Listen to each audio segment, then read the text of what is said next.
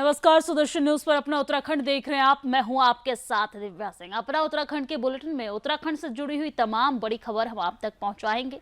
चलिए खबरों की शुरुआत करते हैं। पहली खबर है जहां पर मुख्यमंत्री पुष्कर सिंह धामी आज बसाना गांव पहुंचे।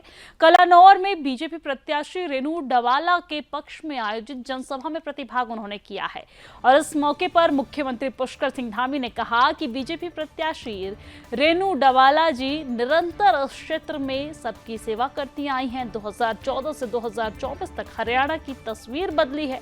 प्रधानमंत्री नरेंद्र मोदी जी के नेतृत्व में पिछले 10 वर्षों में गरीब, किसान, मजदूर वर्ग को आगे बढ़ाने का काम हुआ है। हरियाणा में सड़क, रेल, हवाई अड्डे, अस्पताल, विद्यालय, मेडिकल कॉलेज के क्षेत्र में तेजी से विकास कार्य हुए हैं। मुख्यमंत्री ने कहा कि हरियाणा के प्रत्येक घर में शुद्ध पेयजल पहुंचाया जा रहा है। 24 लाख गरीब परिवारों को मुफ्त में गैस कनेक्शन दिए गए हैं। प्रदेश के 1.50 युवाओं को सरकारी नौकरी दी गई है। 5.50 लाख विद्यार्थियों को निःशुल्क टैबलेट देने का कार्य किया गया है, जिससे बड़ा बदलाव हरियाणा में आया है।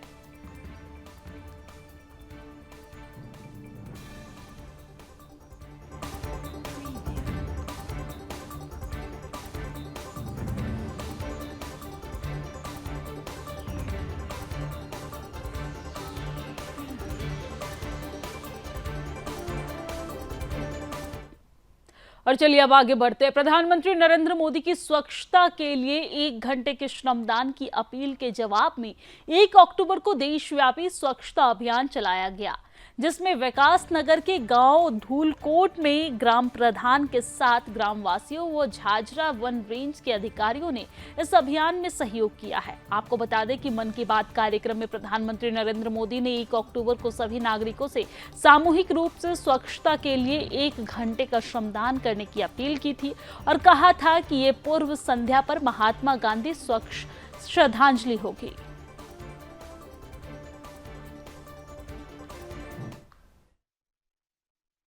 हमारे पूज्य महात्मा गांधी जी ने इसमें हमें स्वच्छता का संदेश दिया था, शिक्षा प्रदान की थी। उसी विषय को लेकर आज एक कदम स्वच्छता की ओर बढ़ाते हुए ग्राम पंचायत धूलकोट में वन विभाग वालों के साथ आज स्वच्छता अभियान का कार्यक्रम हो रहा है।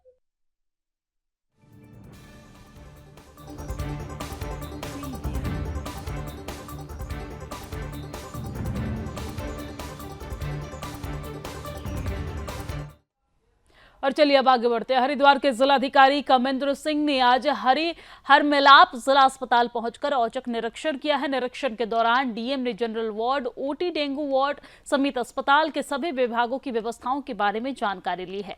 डीएम के निरीक्षण में जिला अस्पताल में मरीजों को दी जा रही सुविधाएं ठीक पाई गई है।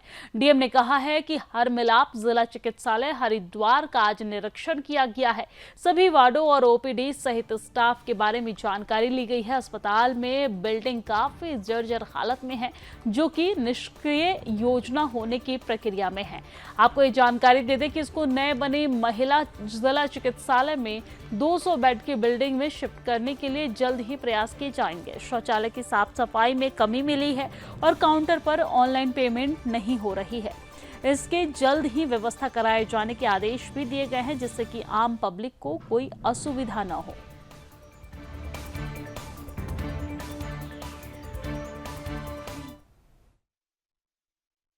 देखिए, आज हर मिलाप जिला चिकित्सालय का निरीक्षण किया गया है और निरीक्षण के दौरान इनके जो विभिन्न वार्ड्स हैं और स्पेशली जो डेस्टिट्यूट्स वार्ड्स हैं और जो डेंगू वार्ड है, उन सब का निरीक्षण किया गया है। इनके स्टॉक का निरीक्षण किया गया है, साफ़ सफाई का निरीक्षण किया गया है, जो इनका ब्लड लेने की स्थिति है और जो लगा रखे हैं इन्होंने सिस्टम, उनके निरीक्षण किया गया है। इनकी ओटी का निरीक्षण किया गया है।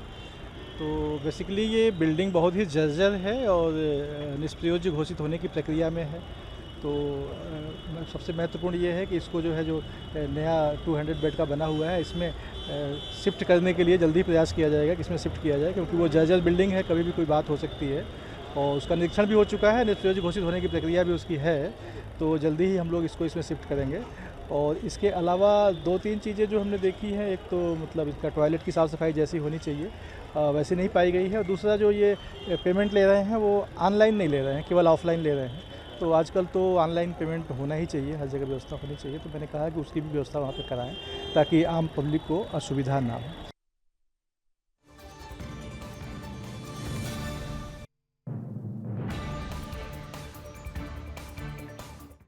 और चलिए आगे बढ़ते हुए बात पहाड़ों की रानी मसूरी की करते हैं। पहाड़ों की रानी मसूरी में अंतर्राष्ट्रीय वरिष्ठ नागरिक दिवस पर मसूरी में ऑल मसूरी वरिष्ठ नागरिक कल्याण समिति ने छात्रों के सहयोग से रैली निकाली है, जिसमें वरिष्ठ नागरिकों के साथ ही मसूरी सनातन धर्म इंटर कॉलेज और मसूरी गर्ल्स इंटर कॉलेज के छात्रों ने मसूरी तिलक मेमोरियल लाइब्रेरी कुलड़ी से माल रोड और इसी के साथ इंद्रमणि बडोही चौक शहीद स्थल होते हुए गांधी चौक तक रैली निकाली है। इस दौरान समाज के वरिष्ठ नागरिकों का सम्मान करने और उनके अनुभवों को लाभ उठाने का आह्वान किया गया है। मौके पर मसूरी वरिष्ठ नागरिक कल्याण समिति के महामंत्री नरेंद्र साहनी और रिटायर आईएएस एएस खुल्लर ने कहा कि भारतीय संस्कृति में वरिष्ठ नागरिकों को बहुत सम्मान दिया जाता है। आज भी जो लोग संस्कारी हैं वो अपने बुजुर्गों का सम्मान करते हैं। वरिष्ठ नागरिक हमारी धरोहर है, उनका सम्मान करना प्रत्येक परिवार और शहरवासियों का कर्तव्य है।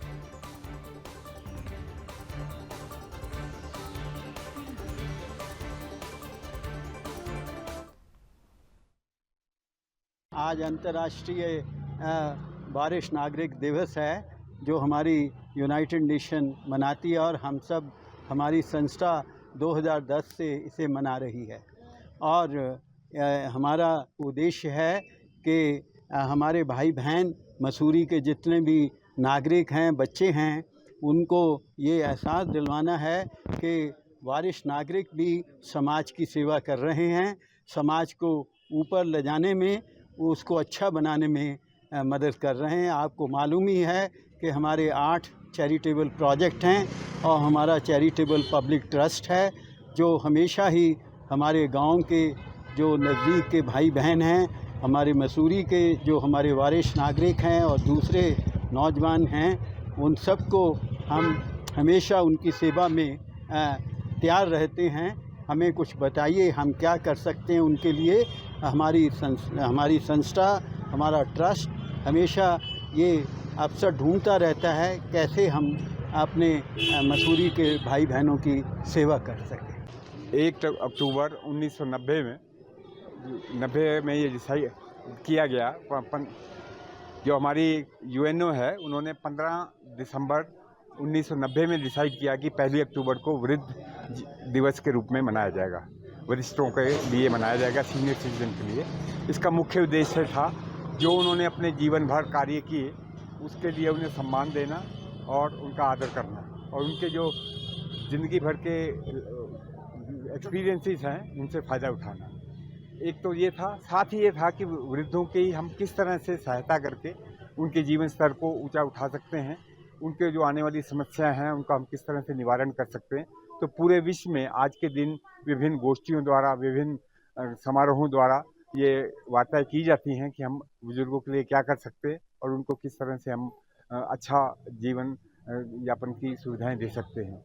भारतवर्ष में क्योंकि हमारा अभी ऐसा देश है कि जहां भारत सरकार बहुत अधिक नहीं कुछ कर पा रही है वृद्धों के लिए, तो हम चाहते हैं हमारे जो युवा हैं इनको साथ जोड़ें और इनको जागरूक करें कि अपने वृद्धों के जो एक्सपीरियंसेस हैं, जो उनके अनुभव हैं, उसका लाभ उठाएं और ज़िंदगी में आगे बढ़ने में उनको सहायता करें। और चलिए आगे बढ़ते हुए बात कर लेते हैं लाल कुआं की। लाल कुआं से एक हैरान कर देने वाली खबर सामने आई है। यहाँ पर एक शख्स ने चुन्नी से गला घोंटकर अपनी पत्नी की हत्या कर दी। मिली जानकारी के मुताबिक आरोपी युवक का सोमवार देर रात अपनी पत्नी के साथ किसी बात को लेकर विवाद हो गया था और गुस्से में आकर आरोपी ने चुन्नी से अपनी पत्नी की गला घोंटकर हत्या कर दी, जिससे उसकी मौके पर ही मौत हो गई है। वही सूचना मिलने पर पुलिस क्षेत्राधिकारी नितिन लोहानी, कोतवाल, डीआर वर्मा समेत फोरेंसिक की टीम ने मौके पर पहुंचकर हत्याकांड की जांच शुरू कर दी है। आपको बता दें कि आरोपी का पहली पत्नी से तलाक के बाद 2 साल के बाद ही मृतिका से दूसरा विवाह हुआ था। वहीं मृतिका के पहले पति का भी निधन हो चुका था। वहीं महिला की मौत से परिजनों में कोहराम मच गया है। तो लालकुआं से ये बड़ी जानकारी हम आप तक पहुंचा रहे हैं, जहां पर लालकुआं से सनसनीखेज मामला सामने आया है। पति ने अपनी पत्नी की गला घोंटकर हत्या कर दी है। आरोपी की दूसरी पत्नी थी मृतिका और मृतिका के पति का भी पहले निधन हो चुका था। ये मृतिका का दूसरा पति था जिसने गला घोंटकर इसकी हत्या कर दी।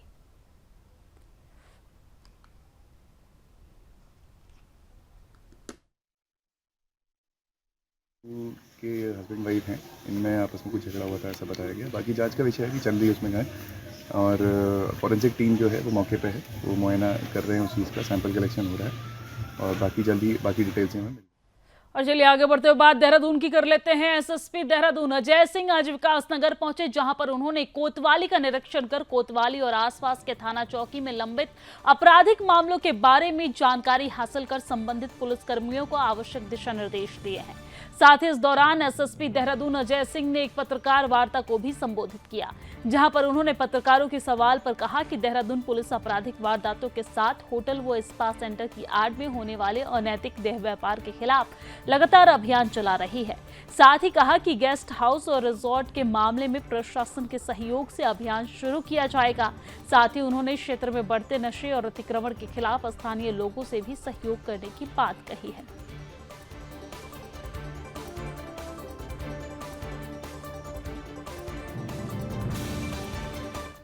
और आम जनता की समस्याओं के निस्तारण के लिए मुख्यमंत्री पुष्कर सिंह धामी के निर्देश पर डीएम देहरादून में हर सोमवार को जनता दरबार लगाकर कार्रवाई करते हैं। हर सोमवार को जिलाधिकारी कार्यालय में जनता दरबार आयोजित किया जाता है। जनता दरबार में लोगों की मौजूदगी में सभी समस्याओं के तुरंत निस्तारण किए जाते हैं। सोमवार को डीएम की जनता दरबार में 130 से ज्यादा शिकायतें प्राप्त हुई। देहरादून के डीएम सविन बंसल ने बताया कि ज्यादातर शिकायतें भूमि विवाद और सुदूरवर्ती क्षेत्रों में बिजली कनेक्टिविटी और बसों के संचालन सहित व अन्य घरेलू विवाद से जुड़ी हुई सामने आई है।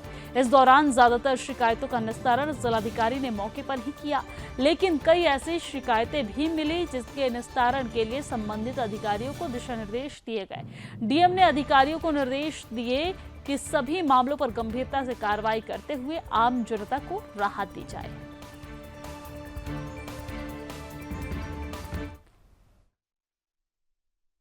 लगभग 130 शिकायतें प्राप्त हुई थी, जिसमें से कोशिश की गई कि मौके पर अधिक से अधिक निस्तारण हो सके। इसीलिए सारे विभागीय अधिकारी यहाँ पे एकत्रित भी किए जाते हैं और जहाँ पे मौका मुआयना इमीडिएटली हो सकता है वहाँ पे तत्काल उनको रवानगी भी कर दी जाती है। और जहाँ पर कुछ फैक्ट्स एंड रिकॉर्ड्स चेक करने की आवश्यकता होती है तो वहाँ पे रिपोर्ट्स कॉल कर ली जाती हैं। नेचर ऑफ कंप्लेंट्स आज सुदूरवर्ती क्षेत्रों में कनेक्टिविटी, बसेस संचालन से लेके और कुछ आदर्श विद्यालय जो हमारा पॉलिसी है सरकार की कि जहाँ पे कम बच्चे हैं उनको सेंट्रलाइज किया जाए स्कूल को, ताकि वहाँ पे हम इकोनॉमीज ऑफ स्केल लाते हुए संसाधन अच्छे से उपयोग कर सकें। एंटी इंक्रोचमेंट ड्राइव्स की कुछ क्षेत्रों से डिमांड है और लैंड डिस्प्यूट्स, तो इस तरह की कंप्लेंट्स ज़्यादा देखने को मिली हैं। और यही प्रयास है कि ये जो हमारा कनेक्ट है विद पब्लिक, चाहे आज का जनता दर्शन हो या हमारे फील्ड विजिट्स हों या बहुउद्देशीय कैंप्स हों सुदूरवर्ती क्षेत्रों में, ये जारी रहेगा।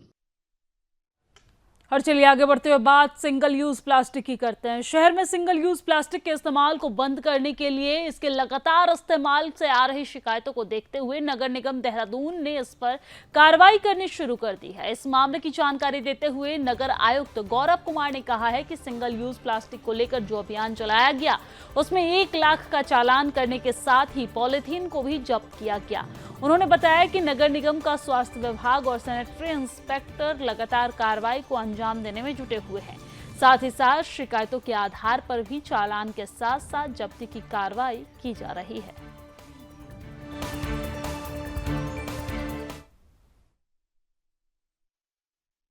देखिए, इसमें यह अभियान लगातार सीपीसीबी के द्वारा जो गाइडलाइंस हैं उसके क्रम में चलाया जाता रहा है। इसमें कल भी 1 लाख रुपए के चालान किए गए हैं और पॉलीथीन जब्त की गई हैं। हमारा स्वास्थ्य विभाग और हमारे सैनिटरी इंस्पेक्टर लगातार शिकायतों के आधार पर और इसके अलावा रैंडम चेकिंग के आधार पर भी इसमें कार्रवाई कर रहे हैं। देखिए, इसमें निगम के स्तर से जो कार्रवाई की जाती है वो हमारे मेनली जो यहाँ पर हमारे रिटेलर्स के द्वारा पॉलीथीन यूज़ की जाती है, निगम क्षेत्र में कहीं स्टोरेज किया जाता है, इसमें कार्रवाई की जाती है। आजकल ऐसी टेंडेंसी भी देखने में आ रही है कि जो डिस्ट्रीब्यूटर हैं उनके द्वारा ग्रामीण क्षेत्रों में स्टोरेज प्रारंभ कर दी गई है, तो उसमें भी जो हमको सूचना प्राप्त होती है उसमें हम तक संबंधित अथॉरिटीज़ के साथ उसको शेयर करते हैं और वहाँ भी कार्रवाई करने का।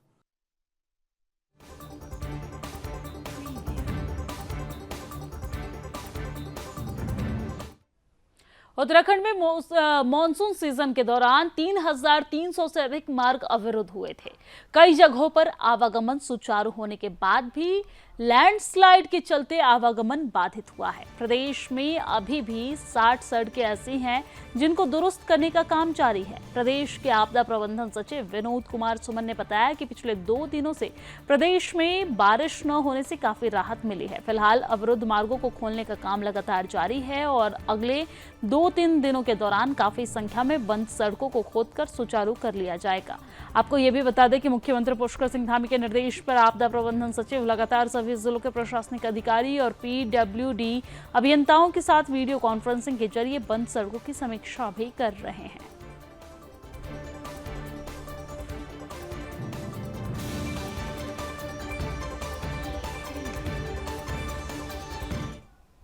वरिष्ठ पुलिस अधीक्षक अजय सिंह ने आज विकासनगर थाना का निरीक्षण करते हुए देश में लागू हुए नए कानून को लेकर दिशा निर्देश जारी किया है। उन्होंने निर्देश के दौरान वरिष्ठ पुलिस अधीक्षक ने मालखाने, मैस, थाने और खड़े वाहन पंजीकरण रजिस्टर के साथ साथ अन्य रजिस्टरों का भी निरीक्षण किया है। आपको ये बता दें, इस दौरान वरिष्ठ पुलिस अधीक्षक ने पत्रकारों से वार्ता करते हुए नए कानून को लेकर अब नए रजिस्टर मेंटेन किए जा रहे हैं ऐसा कहा है। और उन्होंने ये भी कहा है कि अलग से शिकायत लेकर आने वाले लोगों की शिकायत मिलने पर उसका भी शीघ्र समाधान किया जाता है। एक सवाल के जवाब में उन्होंने कहा कि अपराध की रोकथाम के लिए बाहर से आने वाले लोगों पर भी नजर रखी जा रही है और उनके सत्यापन की प्रक्रिया को और भी सरल कर दिया गया है। बाहर से यहां पर काम करने आने वाले लोगों को अब अपने ही संबंधित थाने में सत्यापन कराकर आना होगा और उसे इनकी वेरिफिकेशन की प्रक्रिया उससे सरल हो जाएगी। आपको बता दें कि निरीक्षण से विकासनगर कोतवाली पुलिस ने वरिष्ठ पुलिस अधीक्षक को सलामी दी है और निरीक्षण के दौरान पुलिस उपाधीक्षक भास्कर शाह, विकासनगर कोतवाली निरीक्षक राजेश शाह मौजूद रहे।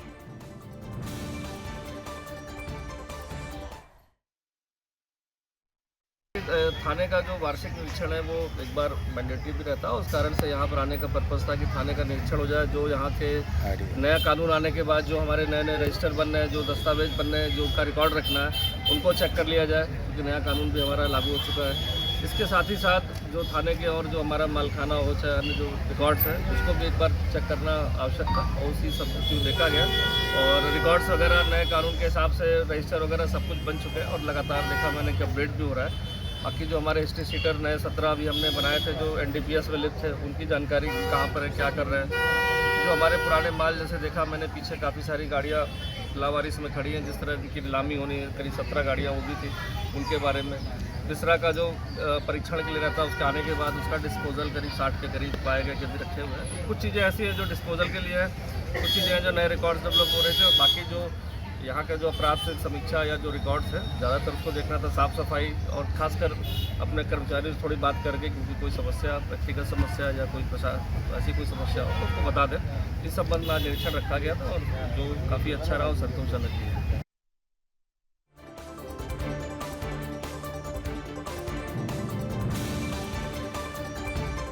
और जिलाधिकारी मयूर दीक्षित ने जिलाधिकारी कार्यालय में जनता दरबार लगाकर लोगों की समस्याओं को सुना है। जिलाधिकारी मयूर दीक्षित ने जिला कार्यालय में अपनी समस्याओं को लेकर पहुंचे फरियादियों की समस्याओं को सुना और उनके समाधान के अधिकारियों को निर्देश भी दिए हैं। जिलाधिकारी मयूर दीक्षित ने अधिकारियों को जरूरी निर्देश देते हुए कहा है कि जो भी व्यक्ति अपनी समस्या को लेकर अधिकारी के पास आते हैं उसका तुरंत समाधान किया जाना चाहिए। साथ ही जो जनहित से जुड़ी समस्याएं हैं उस पर भी ध्यान दिया जाए।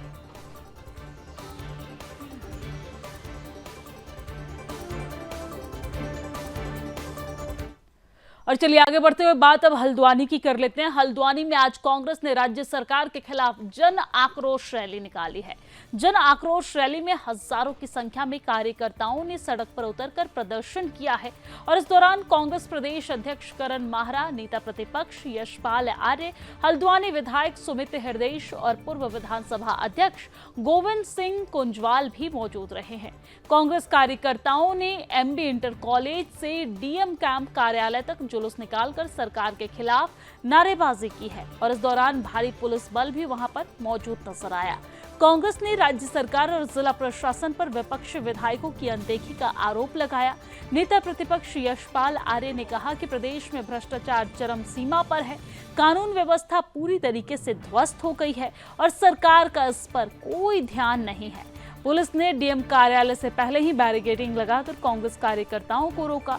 इस दौरान कांग्रेस कार्यकर्ताओं की पुलिस से तीखी नोकझोंक भी हुई, जिसके बाद नेता प्रतिपक्ष और कांग्रेस प्रदेश अध्यक्ष बैरिकेडिंग कूदकर जिलाधिकारी कार्यालय में ही धरने पर बैठ गए।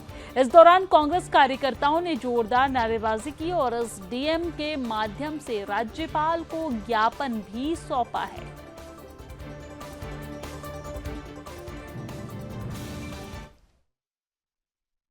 कि लगातार शासन निरंकुश हो गया है, महिला अपराध बढ़ रहे हैं, पुलिस और प्रशासन लगातार विपक्षी दल के लोगों को प्रताड़ित कर रहे हैं, गरीबों को मारा पीटा जा रहा है, जनप्रतिनिधियों का अपमान हो रहा है, हारे हुए और पद से हटे हुए लोगों को लेकर कैंप किए जा रहे हैं और जो चुने हुए विधायक हैं, जो चुने हुए जिला पंचायत के सदस्य हैं, अध्यक्ष हैं या बीटीसी मेंबर प्रधान हैं, उनकी अनदेखी हो रही है। और सरकार के रहते हुए बेरोजगारी बढ़ी है, महंगाई बढ़ी है, पेपर लीक हो रहे हैं, भर्ती घोटाले हो रहे हैं। इन सारे विषयों को देखते हुए जन आक्रोश रैली है महंगाई के खिलाफ, भ्रष्टाचार के खिलाफ, अन्याय के खिलाफ और कुप्रशासन के खिलाफ। और प्रशासन और जो जिस तरीके से प्रशासन और पुलिस काम कर रही है, हम निश्चित ही उसकी निंदा करते हैं।